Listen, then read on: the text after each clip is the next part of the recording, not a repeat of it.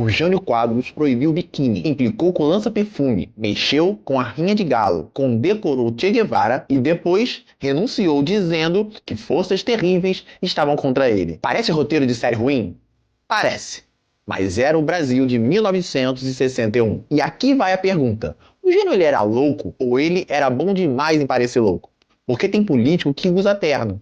Tem político que usa discurso. E tem político que usa uma vassoura e uma crise institucional. Eu sou Augusto Silva, professor de História, e este é o Viagem na História. Hoje, a gente vai entrar no governo mais curto, mais estranho e talvez mais calculado da República Populista. Jânio Quadros. Loucura ou cálculo político? Antes de começar, já deixa o like, se inscreve no canal. A maioria de quem assiste ainda não é inscrita. E isso é quase tão instável quanto a base parlamentar do Jânio. Comenta aqui embaixo a palavra vassoura, porque hoje a gente vai varrer uma ideia preguiçosa da história. A de que o Jânio era só uma figura excêntrica.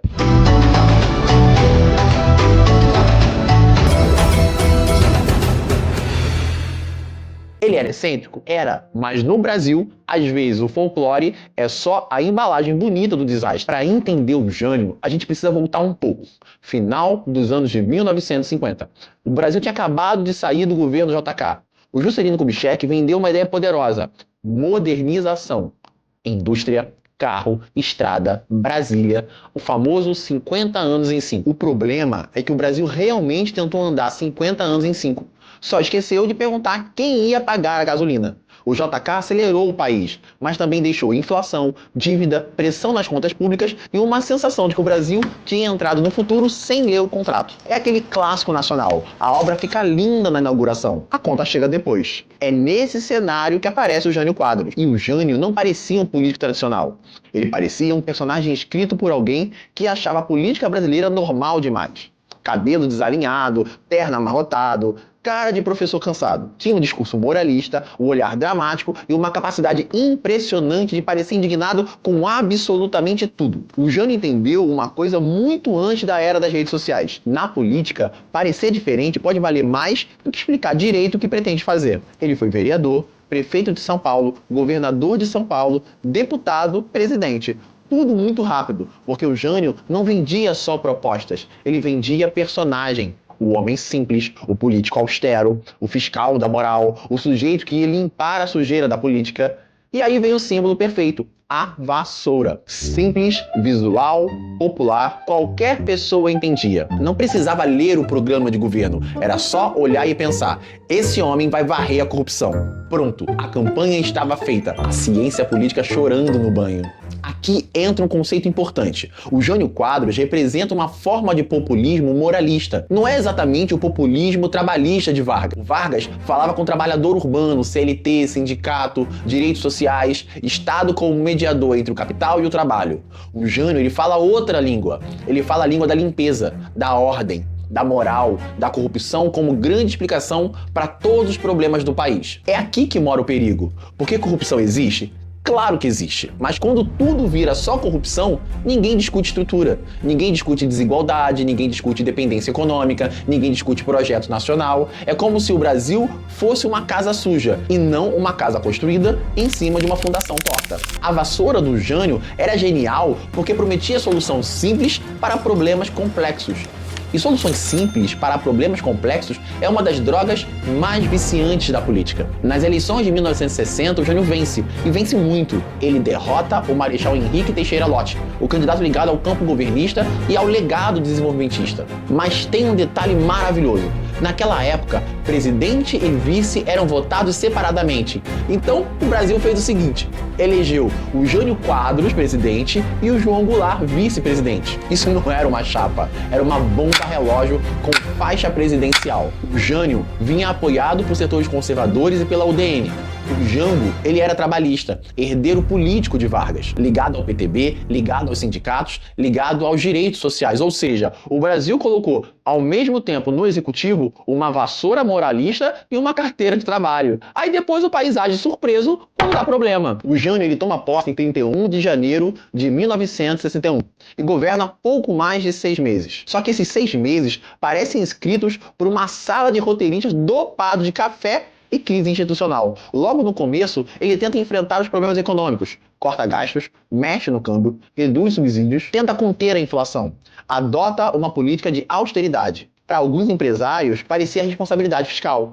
Para parte da população, parecia carestia. Para os aliados, desgastes. Para os adversários, oportunidade. E no meio disso tudo, o Jânio governava de um jeito muito peculiar, por bilhetinhos, ordens curtas, recados secos, determinações administrativas, às vezes importantes, às vezes absolutamente aleatórias. E aí nasce o Jânio folclórico, o Jânio que proibiu o lança-perfume, o Jânio que implicou com biquíni em concurso de beleza, o Jânio que se meteu com rinha de galo, o Jânio que parecia administrar o Brasil como se fosse síndico de condomínio depois de 3 reuniões seguidas sobre a vaga de garagem. Só que o folclore esconde uma coisa.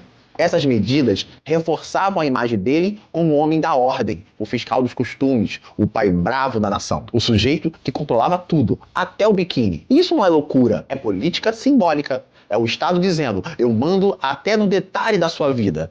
E quando o moralismo encontra poder, geralmente não sai coisa boa. Sai portaria, sai proibição, sai carimbo e sai crise. Agora vem a parte em que o roteiro brasileiro vira multiverso. O Jânio, apoiado por conservadores, tinha um discurso moralista, era visto como anticomunista por muita gente, defendia a austeridade, tinha apoio da UDN e mesmo assim, na política externa, ele adota a chamada política externa independente. O que significa isso? Significa que o Brasil tentaria não ser simplesmente puxadinho diplomático dos Estados Unidos.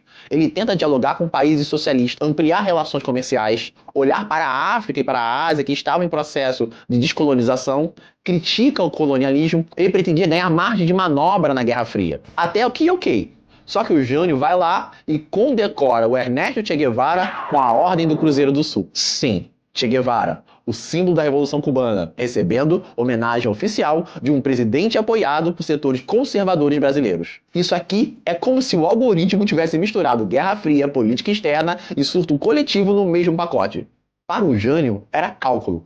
Ele queria mostrar autonomia, queria parecer líder nacional acima dos blocos, queria falar com todo mundo. O problema é que, em plena Guerra Fria, conversar com todo mundo era interpretado por muita gente como comunismo. Esse é o centro do problema. O Jânio tinha voto, tinha imagem, tinha carisma, tinha personagem, mas não tinha base política sólida. E isso é fundamental. A vassoura ganha a eleição, mas não vota no Congresso. O Jânio desprezava partidos, tratava aliados com arrogância, queria governar acima da política. Atacava o sistema, mas precisava do sistema. Essa é a contradição eterna do político antissistema. Ele chega dizendo, eu vou acabar com tudo isso. Aí, senta na cadeira e descobre que tudo isso é justamente o mecanismo que permite governar. Congresso, partidos, negociação, base, orçamento, aliança. E aí começa o drama.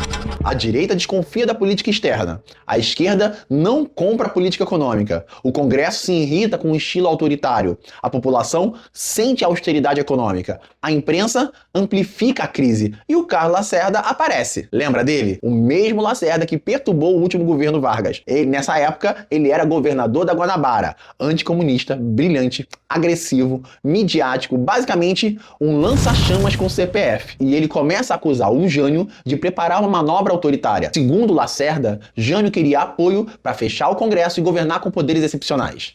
Aí entramos naquela zona cinzenta da história, porque não dá para afirmar cada detalhe da intenção do Jânio como se fosse gravação de bastidor. Mas muitos historiadores trabalham com uma hipótese de que a renúncia foi uma jogada, uma aposta, um golpe de cena. O Jânio renunciaria, o povo se desesperaria, os militares não aceitariam o Jango, o Congresso ficaria pressionado e o Jânio voltaria nos braços do povo com mais poderes. Era o plano?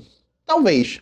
Funcionou? Não. Funcionou tão bem quanto apagar o arquivo final do TCC e chamar isso de estratégia. Para um pouquinho, antes da renúncia, se inscreve no canal, porque assim como o Jânio tentou fazer uma manobra ousada para voltar mais forte, eu também vou tentar uma agora. Pedir a inscrição no meio do vídeo sem derrubar a República. Deixa o like, se inscreve, comenta vassoura, porque, diferente da base do Jânio, eu preciso construir uma base sólida aqui, a base do canal, a construir uma comunidade. E essa, pelo menos, não tenta impedir a posse constitucional. Dia 25 de agosto de 1961.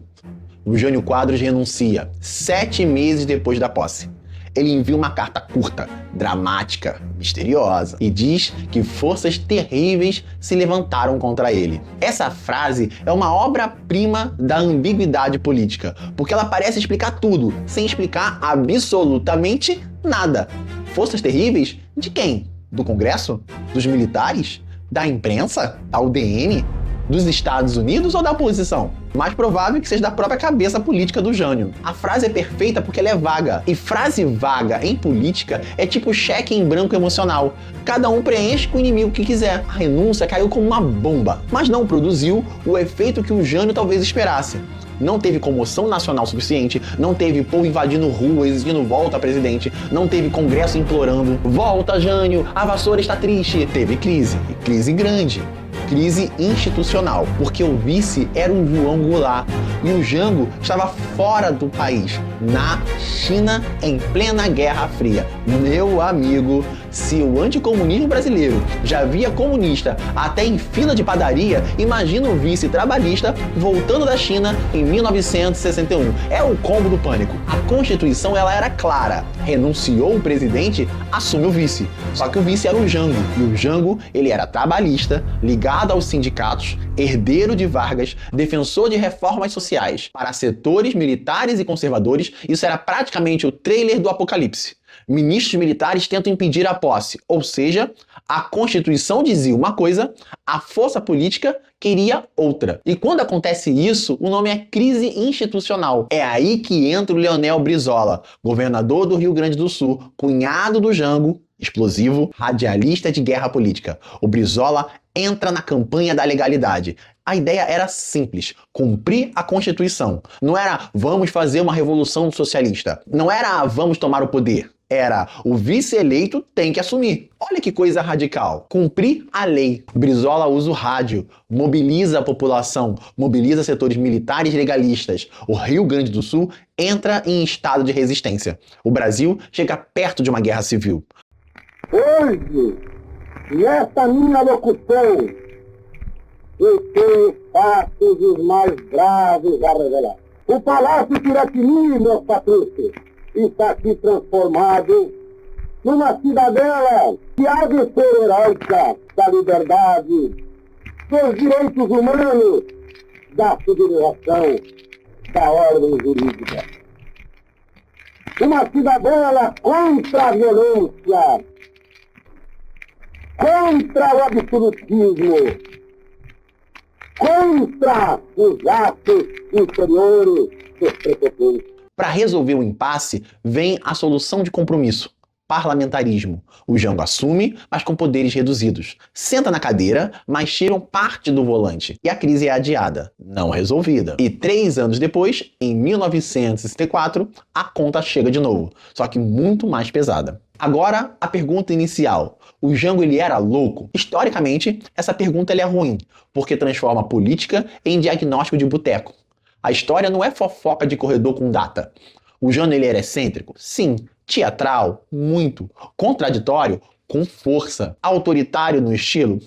Também. Mas chamar tudo de loucura apaga o cálculo político. O Jânio construiu uma imagem. Usou a vassoura como símbolo. Usou o moralismo como linguagem. Usou a política externa para parecer independente. Usou o desprezo pelos partidos para parecer acima da velha política. E talvez tenha usado a renúncia como uma tentativa de voltar mais forte. Só que o cálculo político precisa de 2 coisas: ler bem o cenário e controlar os atores. Jânio não fez nenhum dos 2. Ele achou que estava jogando xadrez, mas o tabuleiro era o Brasil. E no Brasil de 1961, metade das peças estava armada e a outra metade estava paranoica. E o rei saiu andando sozinho.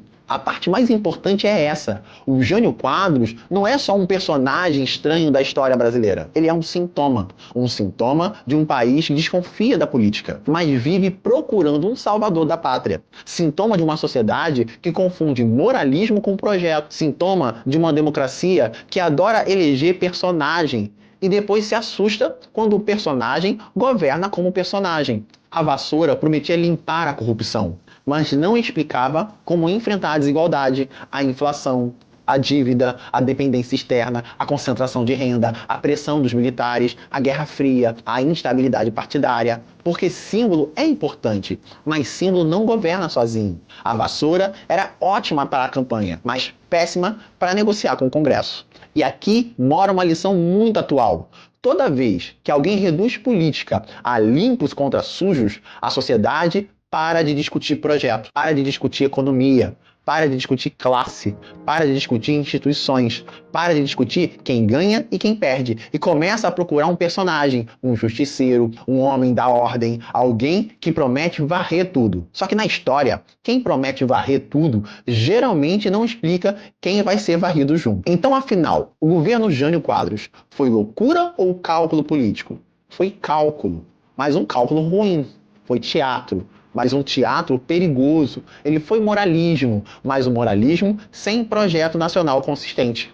O Jânio venceu porque transformou indignação em imagem, transformou uma vassoura em promessa, transformou o cansaço do eleitorado em combustível político. Mas governar não é fazer slogan. Governar exige base, negociação, projeto, instituição e leitura de realidade. E o Jânio apostou que podia renunciar e voltar maior. Só que abriu uma crise que quase impediu a posse constitucional do João Goulart e ajudou a empurrar o Brasil para uma sequência de instabilidades que desembocaria no golpe de 64. Essa é a lição incômoda, tá percebendo? O perigo não está só no político excêntrico, está também numa sociedade que, cansada da política, começa a desejar alguém que pareça acima dela. Se esse vídeo te ajudou a entender o Jânio Quadros para além da caricatura do presidente maluco, deixa o like, se inscreve no canal, compartilha com aquele amigo que acha que a história do Brasil é só decorar presidente e data, e comenta aqui embaixo: o Jânio foi vítima das forças terríveis ou tentou uma cartada política e perdeu o controle? E se você quiser apoiar o Viagem na História, a chave Pix está na descrição do vídeo. Isso ajuda muito a manter a pesquisa, o roteiro, edição e o conteúdo de história com qualidade. Obrigado, viajantes. A gente se vê na próxima viagem.